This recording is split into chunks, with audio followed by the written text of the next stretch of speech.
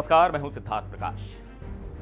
आज एक बात ऐसे पैटर्न की, एक ऐसी कहानी की जो बार बार दोहराई जा रही है। किरदार बदल जाते हैं, जगह बदल जाती है, लेकिन नतीजा वही रहता है।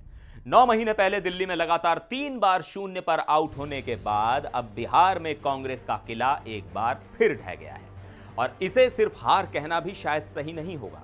यह तो एक तरह से सियासी मैदान पर डेमोलिशन है, पूरी तरह से ध्वस्त हो जाना। 2020 के विधानसभा चुनाव में कांग्रेस ने 19 सीटें जीती थी, लेकिन इस बार के चुनाव में कांग्रेस का हाल खराब नजर आ रहा है। 61 सीटों पर चुनाव लड़कर अब तक सिर्फ एक सीट जीत पाई है, किशनगंज, वो भी उन कमरुल होदा की वजह से जो पहले AIMIM में थे। हां, 5 और सीटों पर लीड जरूर कर रही है, लेकिन ये आंकड़े कांग्रेस के बिहार में अब तक के सबसे खराब प्रदर्शन की कहानी कह रहे हैं। सवाल यह है कि ऐसा हुआ क्यों? कांग्रेस की सीटें बीजेपी ने भी जीती, जेडीयू ने भी, और तो और चिराग पासवान की एलजेपी ने भी छीन ली। लेकिन क्या कांग्रेस सिर्फ इन्हीं पार्टियों से हारी, या फिर अपनी ही गलतियों से, वोटरों से कटे होने की वजह से और उस घमंड से हारी जिसकी एक बड़ी झलक राहुल गांधी की कैंपेन से लंबी गैर मौजूदगी में दिखी? आपको याद होगा, अगस्त में राहुल गांधी ने बिहार के 23 जिलों में 1300 किलोमीटर लंबी वोटर अधिकार यात्रा निकाली थी।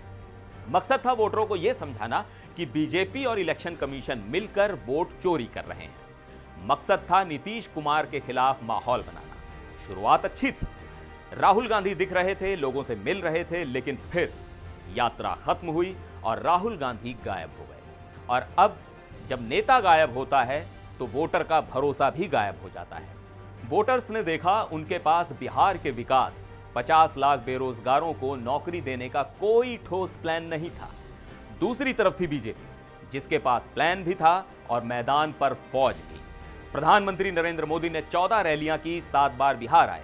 अमित शाह पर्दे के पीछे और सामने दोनों जगह एक्टिव रहे। योगी आदित्यनाथ ने भी दर्जन भर से ज्यादा भाषण दिए। और जब महागठबंधन को सबसे ज्यादा जरूरत थी कि तेजस्वी यादव और राहुल गांधी एक मंच पर साथ दिखें, एक मजबूत तस्वीर पेश करें, तब कांग्रेस बहुत सुस्त नजर आई। पहले फेज की वोटिंग से सिर्फ एक हफ्ता पहले 29 अक्टूबर को जाकर दोनों नेता एक मंच पर दिखे। खतरे की घंटी तो पहले ही बज चुकी थी। नाम ना बताने की शर्त पर कांग्रेस के एक उम्मीदवार ने एनडीटीवी को बताया कि लोग हमसे पूछते हैं, आपका टॉप लीडर कहां है? गांधी का चेहरा दिखाए बिना हम वोटर्स को कैसे यकीन दिलाएं? भागलपुर के एक कार्यकर्ता की आवाज में भी यही निराशा थी। वो कहते हैं कि हम पोस्टर लगा रहे हैं, रोड शो कर रहे हैं, लेकिन राहुल गांधी के बिना सब अधूरा लगता है। बात सिर्फ कांग्रेस के अंदर तक सीमित नहीं थी, सहयोगी आरजेडी भी नाराज थी। आरजेडी के सूत्रों ने बताया कि कांग्रेस आधे अधूरे मन से लड़ती है। शायद उन्हें 2020 चुनाव की कड़वी यादें अभी भी ताजा हैं। याद कीजिए 2020 का चुनाव, तेजस्वी यादव ने अकेले दम पर आरजेडी को 75 सीटें जितवा दी थी। नीतीश कुमार पहली बार कमजोर दिख रहे थे। सरकार बनाने के लिए बस सहयोगियों से एक मजबूत सहारे की जरूरत थी। लेफ्ट पार्टियों ने 16 सीटें जीतकर अपना काम किया, लेकिन कांग्रेस, जिसे कम से कम 31 सीटें लानी थी, वो सिर्फ 19 पर सिमट गई।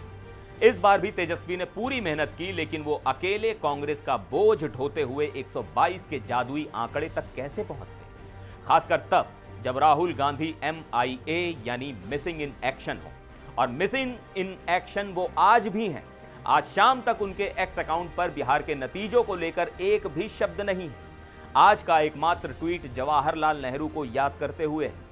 इस हार के साथ ही कांग्रेस के खाते में एक और हार जुड़ गई है।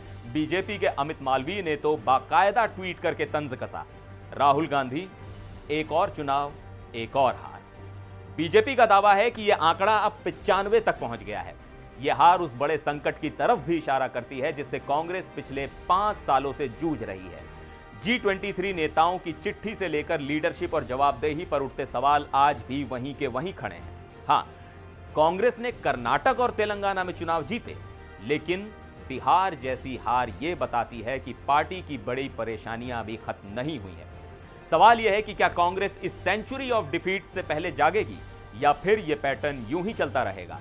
बिहार के नतीजों पर आपकी क्या राय है, हमें कमेंट्स में जरूर बताइएगा। फिर मिलेंगे एक और वीडियो में। देखते रहिए एनडीटीवी इंडिया।